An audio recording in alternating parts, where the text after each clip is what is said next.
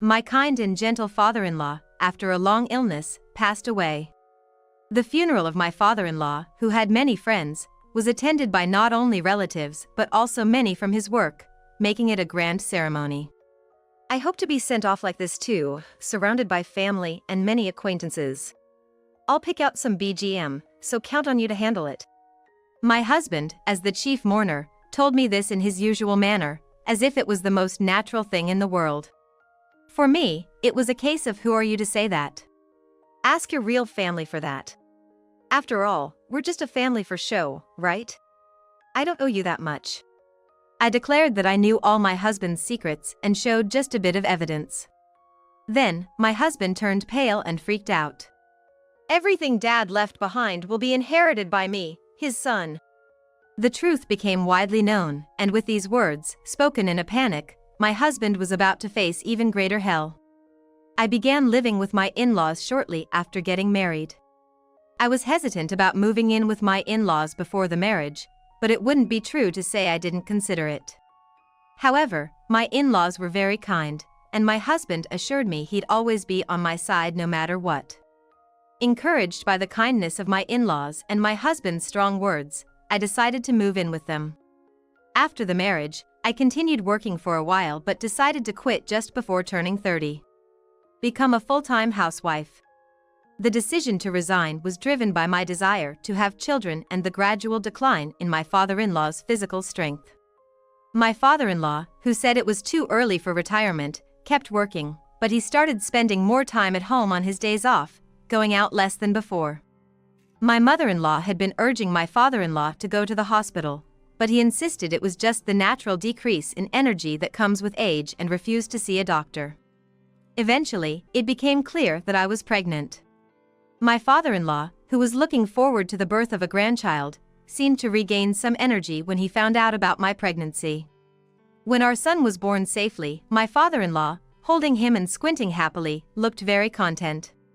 Our family's bond strengthened, and we deeply felt our happiness.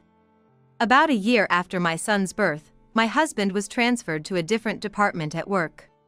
His job responsibilities seemed to change, resulting in more overtime. He started coming home on the last train for half the week. I doubted the sense in working overtime under such circumstances. My father-in-law and I were worried about this.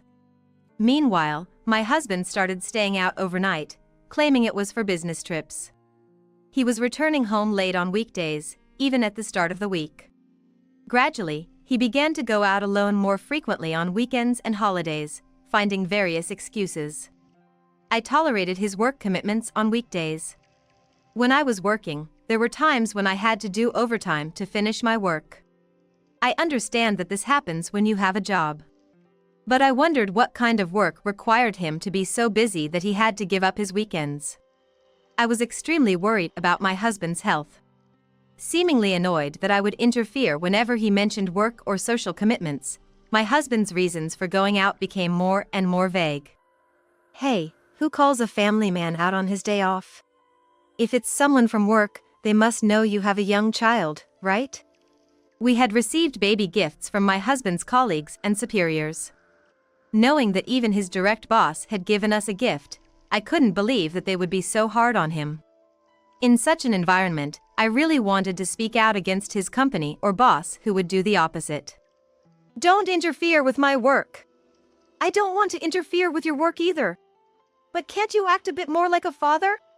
I'm earning money as a father, aren't I? What more do you want from me? And so, our arguments always turn out like this.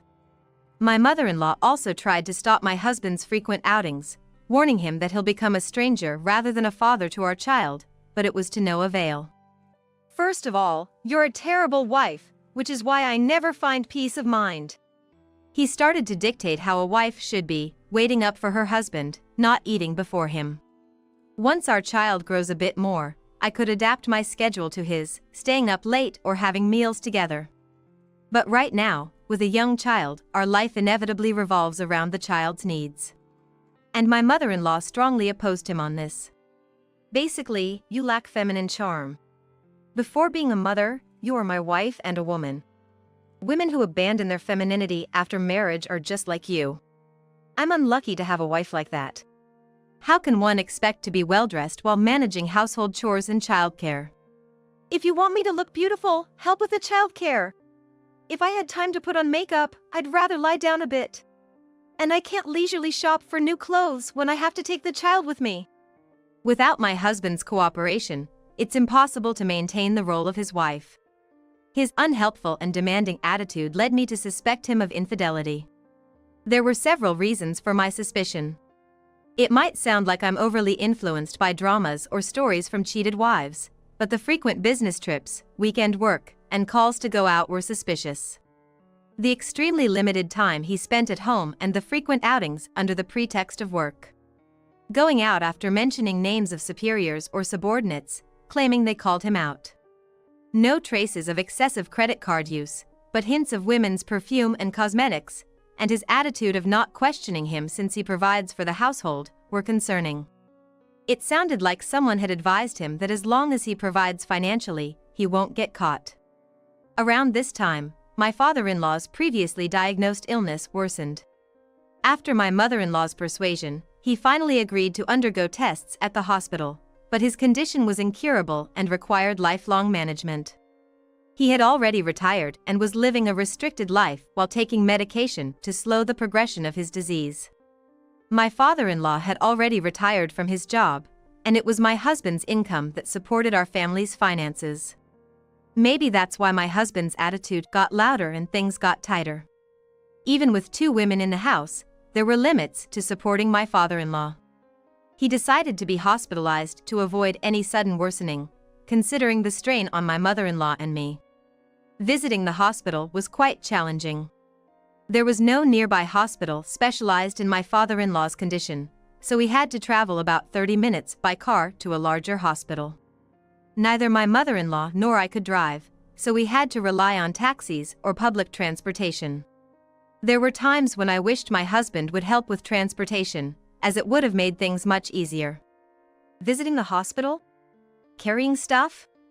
It's not necessary. He's just exaggerating a simple hospital checkup. My husband dismissed my father-in-law's hospitalization as just a checkup and never visited him. Even when I asked him just to drive us nearby, he wouldn't help, claiming my mother-in-law and I were overreacting. Time just passed by. My father-in-law, growing increasingly weak, passed away despite our desperate care. A few days before my father-in-law passed away, my husband was out of town on what he said was a long business trip. The doctor had already told him that he would have to wait 2 days at the most. "Why does your company make you work even at such a time?" I yelled at him, which was rare for me. But he just retorted, "Who do you think you're eating off?" and left. My mother-in-law had hurt her back caring for my father-in-law, so we had to stay in a nearby hotel to be close to the hospital. There was no time to immerse ourselves in grief over my father-in-law's passing, as we were busy arranging the funeral. My father-in-law was a person of great character. Despite having retired, many of his former colleagues and subordinates attended the funeral.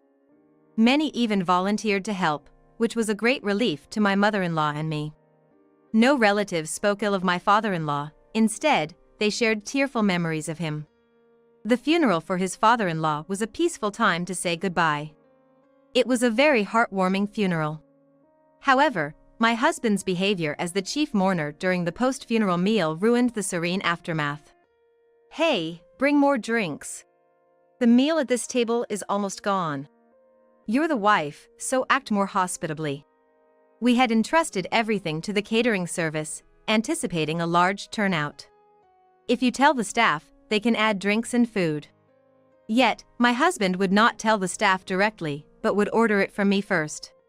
Furthermore, he insulted me in front of distant relatives and my father-in-law's business contacts who couldn't visit him during his illness.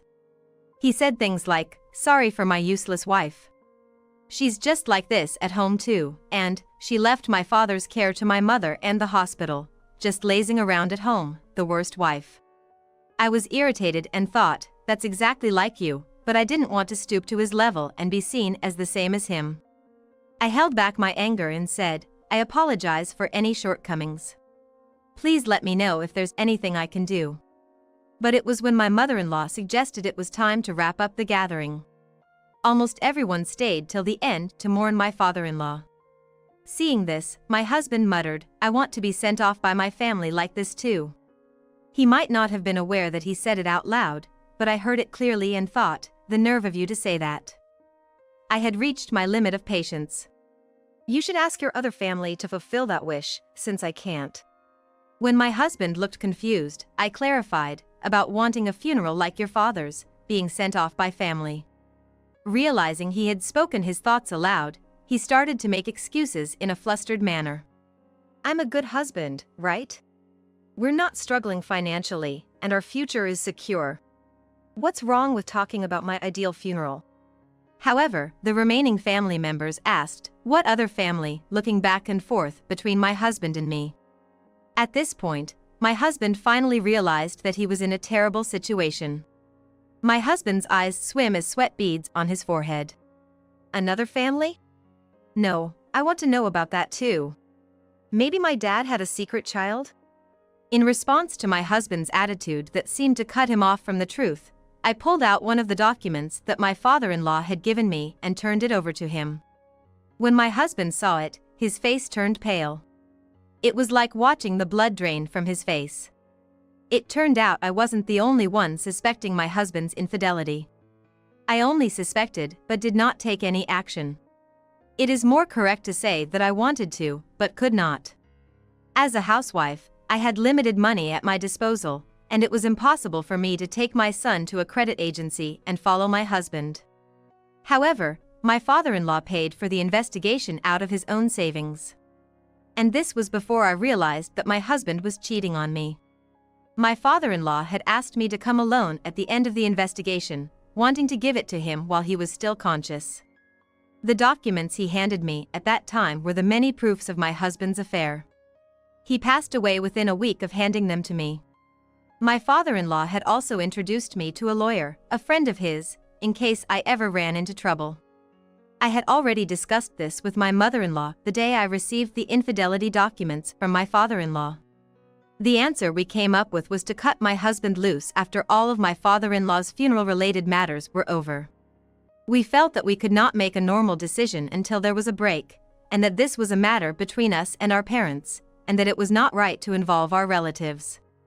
But seeing my husband relentlessly following his own path without any regard for us, I realized there was no need to be considerate anymore.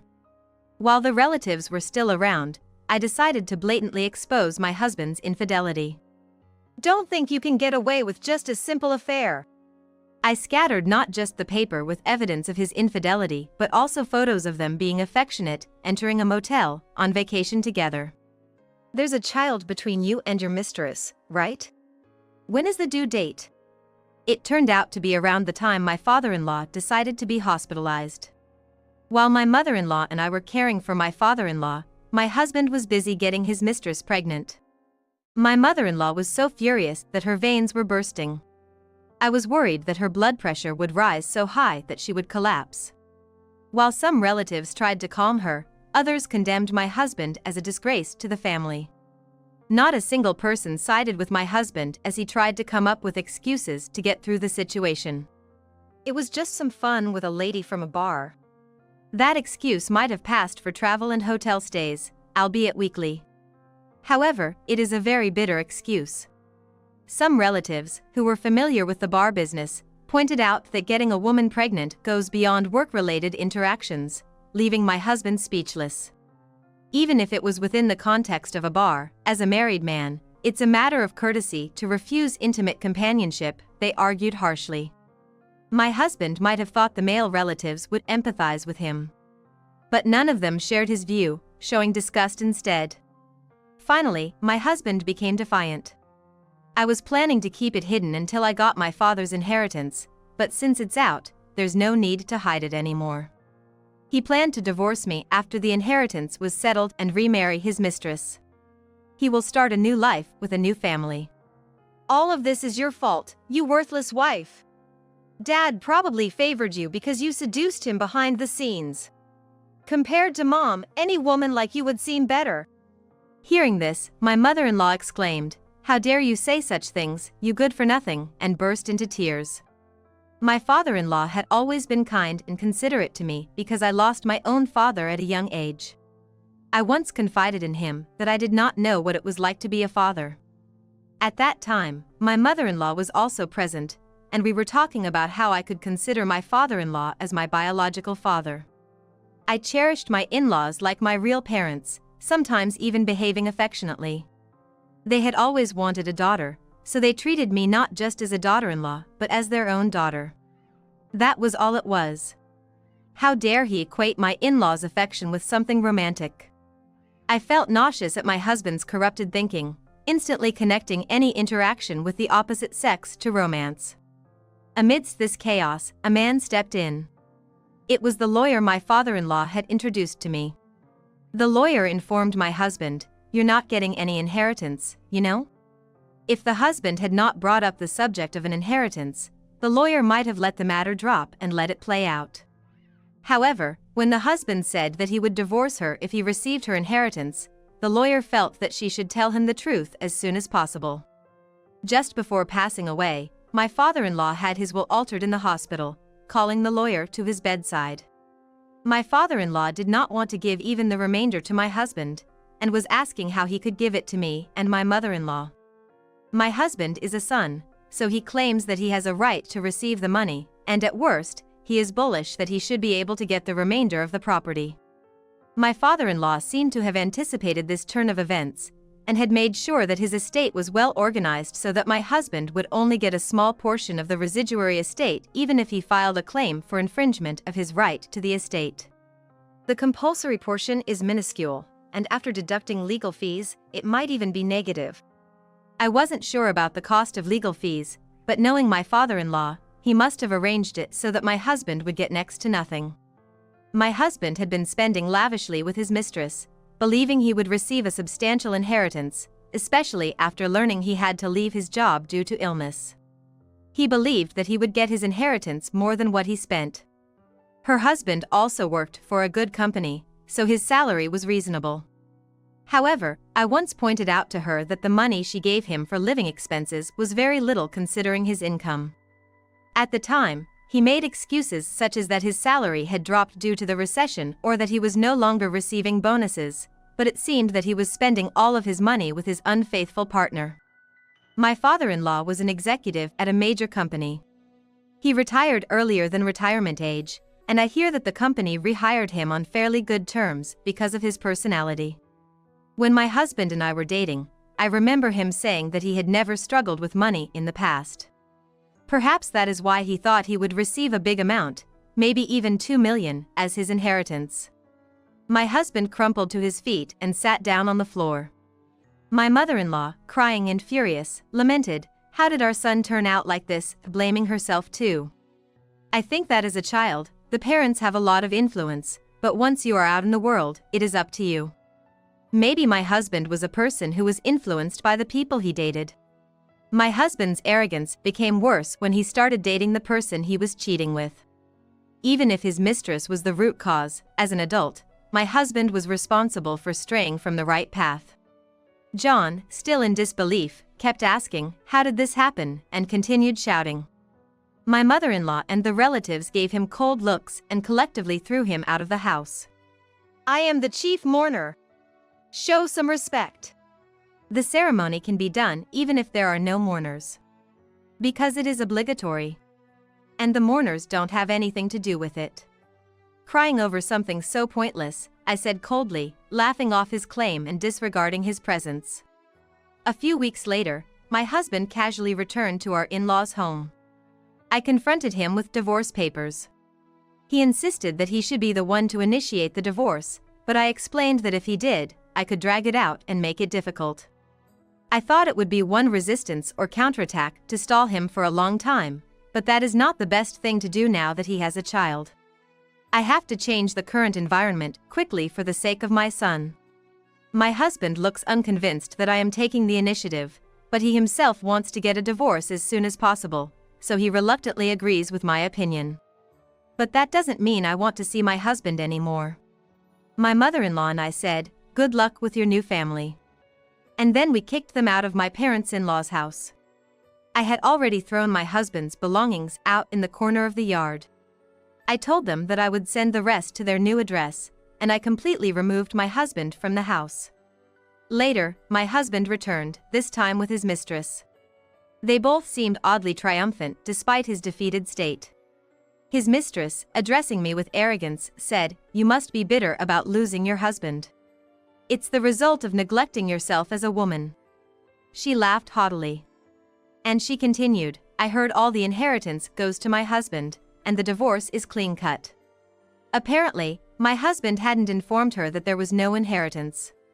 Rubbing her pregnant belly, she boasted that her child would have a better life than my son, who would be left with nothing.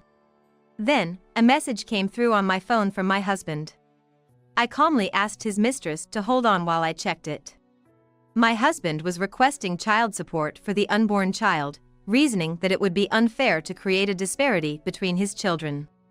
Despite the child being my in-law's grandchild, I wondered how I could love a child born out of an affair during such a difficult time.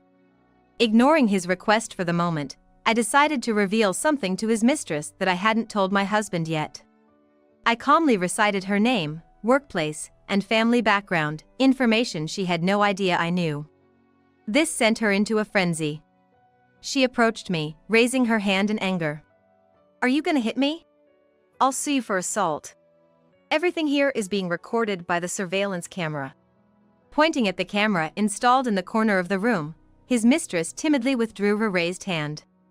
Before he passed away, my father-in-law told me to always keep solid evidence in case I ever had disputes with my husband after his death. That's why, after the funeral, I set up surveillance cameras in the house with the help of relatives. I told my husband that the fact his mistress was his direct subordinate was clearly stated in the documents entrusted to me by my father-in-law. I said I would report to the company that my husband was having an affair with a subordinate. At this point, it didn't matter who seduced whom first. They both consented to the affair, so they were equally at fault. My husband, his face pale, begged me not to report to the company, clinging to my feet. I exclaimed, "Gross," and shook off his grip. Realizing they'd be in trouble if the surveillance footage was used against them, my husband and his mistress left without further resistance. Later, I hired a lawyer, whom I met through my father-in-law, and demanded alimony and child support from my husband. Just when I thought the legal notices would be arriving, I received an enraged call from the mistress. She had gotten my number from my husband's smartphone. She mistakenly thought she could get away with it if she kept silent and was furious about the compensation claim. "You said something different. Why alimony? I should have hit you back then," she ranted. I never said I'd forgive her. I just mentioned that if she hit me, I'd have evidence to sue her for assault. There was silence on the other end of the line for a moment. I thought she might be plotting something, but surprisingly, her next words were an apology. She started saying that my lawyer had informed her that my mother-in-law and I would receive the inheritance, and nothing was left for my husband. She apologized for her past behavior and asked if we could share the inheritance with my husband. She suggested settling the alimony and other claims with the inheritance. I argued that an apology wouldn't erase everything and that such matters should be conclusively resolved with tangible consequences. In other words, I rejected the mistress's request. I wouldn't agree to any deal.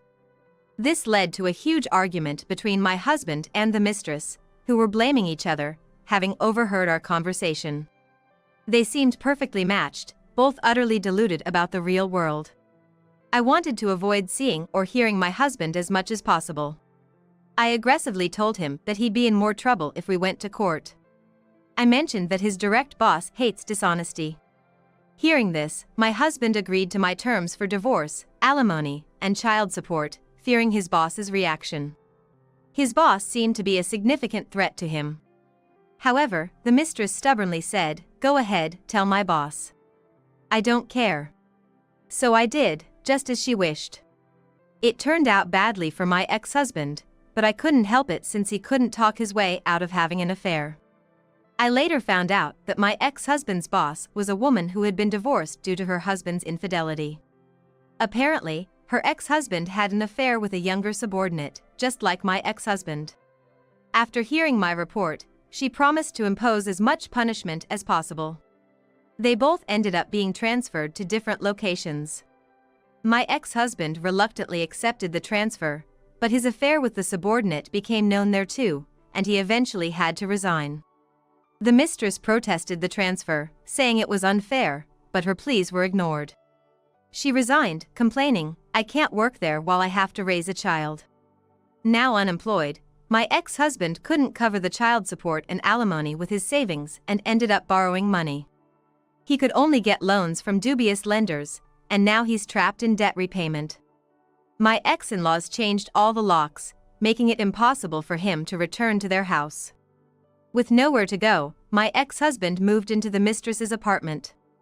But his unemployment continued, leading to eviction due to unpaid rent. He had to turn to the mistress's parents, but things didn't go as he hoped. The mistress, carrying their baby, was reluctantly accepted by her parents. They said the baby wasn't to blame and allowed her to live in their home, but they provided no support for childcare or anything else. I think this was the consequence of destroying my family. However, my ex-husband was thrown out by the mistress's parents for ruining their daughter. He was discarded like trash by them. My ex-husband, now shunned not only by me and my mother-in-law but by the entire family, couldn't return to my ex-in-law's house or rely on relatives. Shunned by my ex-in-laws and the entire family, he couldn't even turn to relatives. His dream of a happy life with a younger woman was just a fantasy. In reality, he was abandoned by both families, lost his job, and had nowhere to go.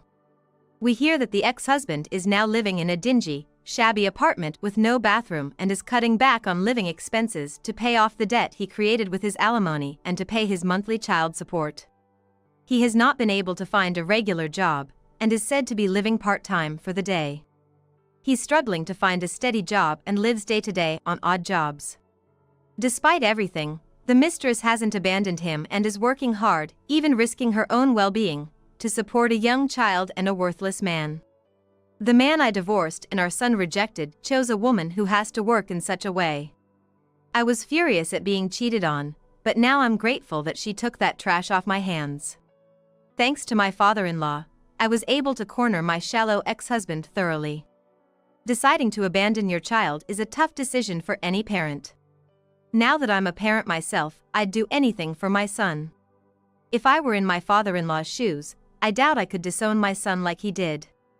All I can do is raise him properly to avoid such a situation.